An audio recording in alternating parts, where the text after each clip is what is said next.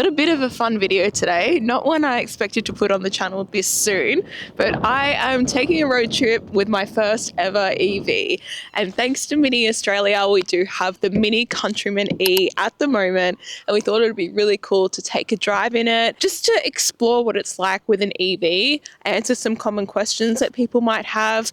I know I personally have some questions that are pretty basic, but when you think of EVs, they can be pretty confusing to someone who is not used to this sort of tech. And I'm really excited to show you the inside of this car and what it can do. So come explore the Mini Countryman E with me.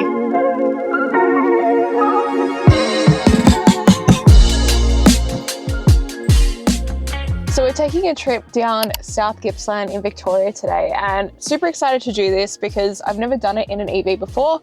Obviously we do have our battery, so we have been driving the car a little bit, but we are currently on 302 kilometers of range, but we will go and charge the car today because I am interested to see how this works with a public charger. Let's get into turning on the car. So if you've never been in an EV before, basically foot on the brake. In this Mini Countryman E, we turn this little knob here and that turns on the car. Now you would be used to hearing your engine boot up if you're in a petrol car, but with this one, it says ready, it means we are on.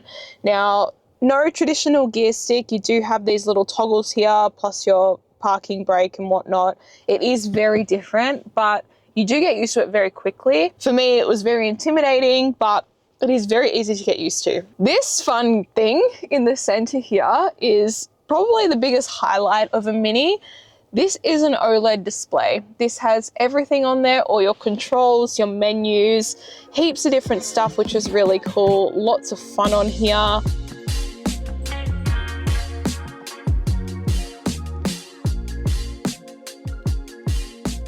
So I'm going to load up the ChargeFox app because we do want to charge the car a little bit on the way. Now I know there is a charger in Caringbara, so we're going to go there. So I'm going to connect my phone to CarPlay, which, believe it or not, I've never actually used before because my car is a 2012 model Mazda CX-5 and it doesn't have CarPlay.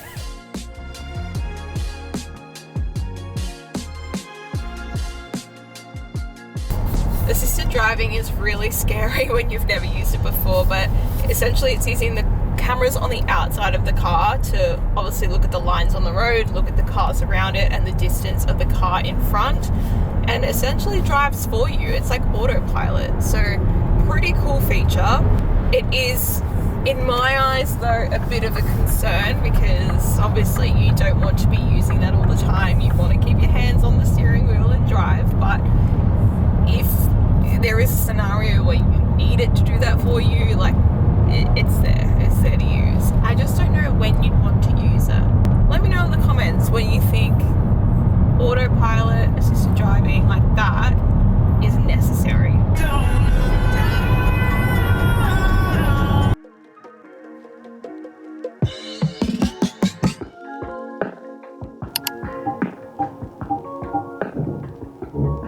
Please excuse the wind, we're blowing away because it is so windy down here, but we are ready to charge the car. So this one does take CCS2, which is what I just learned. So let's just do it. This is literally my first time doing this. Okay, so select the connector type.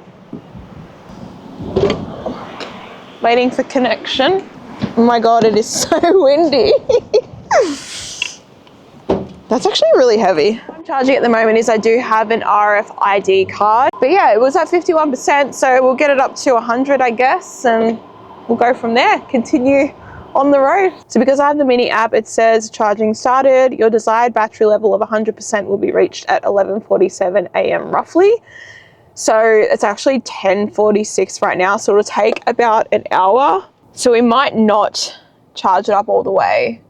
We might just do a little bit now, maybe go get a coffee, and then we'll come back, we'll keep hitting the road. The wind is so annoying, but we didn't charge to 100%, we charged to about 83%, so it gave us roughly 110, 120 kilometers.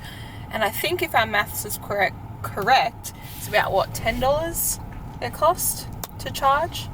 It was probably about $10, yeah. Roughly around $10, so I think that's pretty great. So simple, really. We went and grabbed a coffee, which was nice, and I think we're in there for maybe 20 minutes. One thing I haven't shown you yet is experiences in this car, and there's a bunch of different modes that you can drive in. One of them being go-kart, which is my absolute favorite. So if I flick this switch here, I can change it. And then if I put my foot down, we're gonna hear some pretty epic noises. Foot down within the speed limit. We're going to 100 k's. It's so cool. I love this mode because it does give like these artificial go-kart noises as if you're racing on a track. You feel a slight difference in the way the car is driving. I feel like, I don't know the right terminology, but it feels slightly heavier, if that makes sense. It doesn't feel as smooth as what like an EV is when it drives, but it still feels smooth.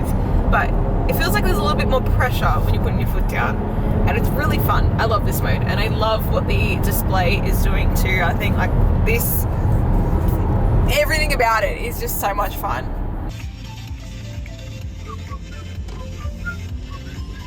Here we are.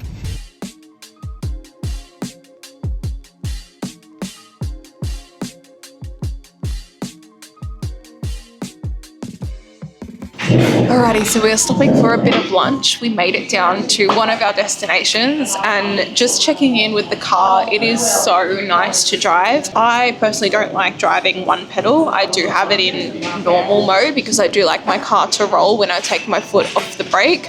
It just feels a bit more natural for me. One thing I noticed though when driving is sometimes when I think it's when it's regenning, so essentially as you're driving, the battery will regenerate some power to itself, which is good. But if I take my foot off the brake, off the accelerator, it just like slows right down, which is kind of hard to get used to. It doesn't happen all the time, but I think it's happening when it's regenerating. It's really comfortable to drive. The interior of this car is gorgeous, and the Countryman E is the biggest model of a Mini that you can get, so it is quite spacious. I just can't get over how comfortable it is and how easy it is, because I did have a fear of driving an electric car and not knowing what I was doing, but it really doesn't feel any different.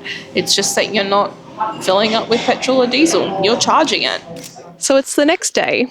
In typical Victorian fashion, it decided to pour down with rain as we were making our way down to Wilson's Promontory yesterday. So we turned around and came home.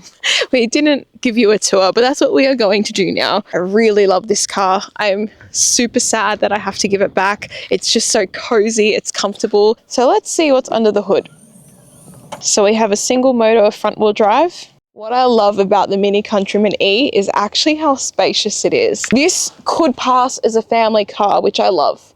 When you think Mini, you don't think about family cars because you think of them being quite small. But this is just, it's so spacious. You could fit a baby seat or a kid's seat in here, which is great. You've got your middle seat belt, your plugs, everything you need. You've got your vent system here too, which does have 2 USB ports on the back here for passengers, which I think is really cool. You do have 2 more USB ports on the front too for the front passengers and the driver. Let's go into the boot. There is a decent sized boot as well. It's on the smaller side, obviously, because it is a Mini, but it's enough to fit a pram. If you put the seats down, you could fit a surfboard. It really is deceiving because it's such a spacious car. You've got little hooks to hook things on. You've got compartments on the side. Under here though is where the rest of your cables are. So today I actually had to use the cable that the car came with because I went to a charger that didn't have a cable. It was just the station. So that was an experience learning how to use this, but obviously that does come with your car as well. There are cables for home if you are wanting to plug it into mains. You get a first aid kit, which is actually really important and a really nice touch. And you can just tuck all of that away and then you have your boot again. So the boot does close automatically, and we'll quickly touch on the exterior because it is such a beautiful body. It could kind of sort of pass as an SUV, I wouldn't quite call it one, but it is in that mid-range. This is the white model, and then you do have the Union Jack lights on the back, which is a really cool touch. And the front of it is really nice too. The fun tech inside here is that it is fit out with cameras all around the car, so you can actually get the aerial shots when you're reversing and driving, as well as all the side cameras and front camera. I've never had a car like that, so it is really, really cool, and I love that addition. My last and final favorite addition though is the lights that project on the side at night time. This caught me off guard last night when I went out to the car. It was so impressive. Now this is the base model Countryman E, so we don't have the electric seats. We do have levers. Pull the lever, Kronk. Pull the lever, Kronk. Same with front and back, which is fine. I mean, I would like electric seats. I am used to electric seats in my car, but that's something you can get in the SE model. One of the coolest things, and I have had to learn to love this, is the steering wheel. It's a big chunky wheel. Now I am not used to a big chunky wheel. I do like it now that I've driven the car over the last few days. It feels really good, and I found out today that it does have steering wheel heating, which I think is such a nice touch, especially now that the weather has gone cold. So really cool. And you've got these little bits of fabric in the dash here, this little ribbon piece here, same with the middle console.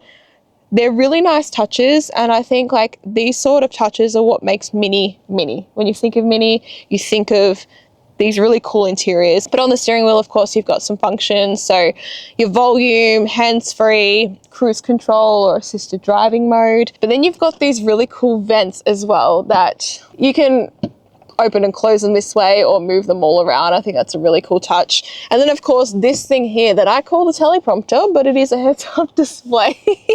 So if I turn the car on, we have the heads-up display here. Please excuse the refresh rate. But this is where I obviously see the speedo, as us Aussies call it. Passengers and whatnot cannot see it. So it is only viewable to the driver. If you've never seen one of these before, they are very cool. Basically, this is where you can access all your menus, all your apps, all your settings, adjustments, you name it. So one fun feature this can do is interior camera. We can actually take a photo in the car. So camera is up here. Everyone look and smile. Who would have thought your car could take a selfie? In what world would that be a thing you would think of? Very cool feature.